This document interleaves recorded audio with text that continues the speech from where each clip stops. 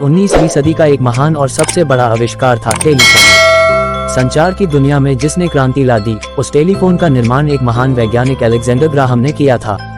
सोचिए, अगर आज टेलीफोन नहीं होता तो क्या होता। संचार में दुनिया कितने पीछे होती। मोबाइल, इंटरनेट जैसी चीजों का तो नामो निशान नहीं होता है। अलेक्जेंडर ग्राहम ही ऐसे महान इंसान थे जिन्होंने इस पूरी दुनिया को फोन के द्वारा जोड़ा, और आज इसी संचार के बदौलत दुनिया कहां से कहां पहुंच गई।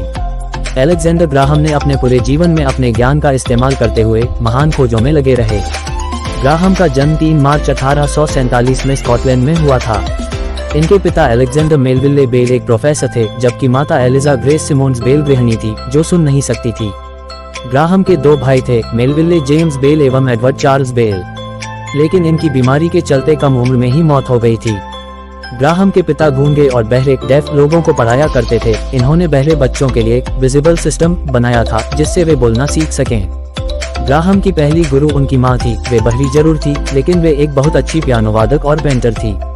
ग्राहम ने स्कूल में ज्यादा शिक्षा ग्रहण नहीं की थी। वे एडिनबर्ग रॉयल हाई स्कूल में जाते थे, लेकिन उन्होंने इसे 15 साल की उम्र में छोड़ दिया था। कॉलेज की पढ़ाई के लिए ग्राहम ने पहले यूनिवर्सिटी ऑफ एडिनबर्ग में गए, इसके बाद लंदन, इंग्लैंड की भी यूनिवर्सिटी गए, लेकिन ग्राहम का यहाँ पढ़ाई में मन नहीं लगा। स्कूल छोड़ने के बाद ग्राहम अपने दादा के साथ लंदन में रहने लगे, जहाँ उन्होंने इनके बहुत सी शिक्षा ग्रहण की। वे उनके साथ बहरे लोगों के स्कूल जाया करते थे और वहाँ करीब से इसके बारे में जाना करते थे। 1870 में ग्राहम के दोनों भाइयों की मृत्यु के बाद इनका परिवार कनाडा रहने चला गया, क्योंकि इनके पिता को चिंता थी कि अलेक्जेंडर को भी वहाँ कोई बीमारी न हो जाए।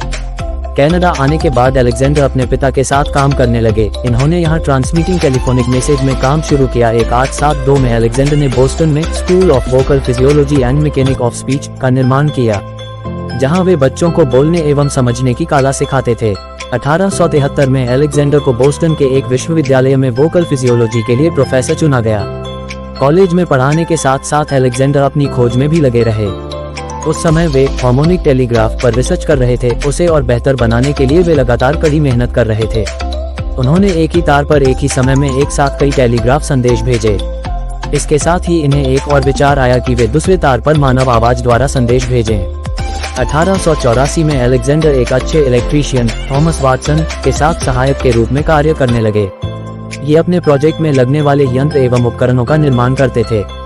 लगातार साथ काम करते रहने के कारण अलेक्जेंडर और थॉमस के बीच एक गहरा रिश्ता हो गया। दोनों के बीच वैचारिक साझेदारी थी, इसलिए आगे इन दोनों ने हार्मोनिक टेलीग्राफ और आवाज संचारण यंत्र में साथ काम करने का मन बनाया।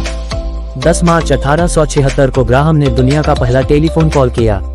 ग्राहम और वाटसन 2 अलग अलग कमरों में कार्य कर रहे थे। तभी अचानक ग्राहम के ऊपर एसिड गिर जाता है और वे मदद के लिए वाटसन को बोलते हैं, मिस्टर वाटसन यहाँ आओ, मुझे आपकी जरूरत है। ये सुनते ही वाटसन ग्राहम की मदद के लिए जाते हैं। वाटसन ग्राहम को बोलते हैं कि तार के द्वारा उनकी आवाज दूसरे कमरे में भी साफ साफ सुनाई दे रही थी। ग्राहम ये सुनते ही एसिड की जलन को भूल जाते हैं और नाच उठते हैं। इसके साथ ही दुनिया का पहला टेलीफोन कॉल सफल तरीके से हो पाया। 2 अगस्त 1922 को 75 वर्ष की आयु में कनाडा में डायबिटीज बीमारी के चलते अलेक्जेंडर ग्राहम की मृत्यु हो गई थी। इनको सम्मान देने के लिए इनके अंतिम संस्कार वाले दिन अमेरिका के सभी फोन कॉल को 1 मिनट के लिए साइलेंट कर दिया गया था।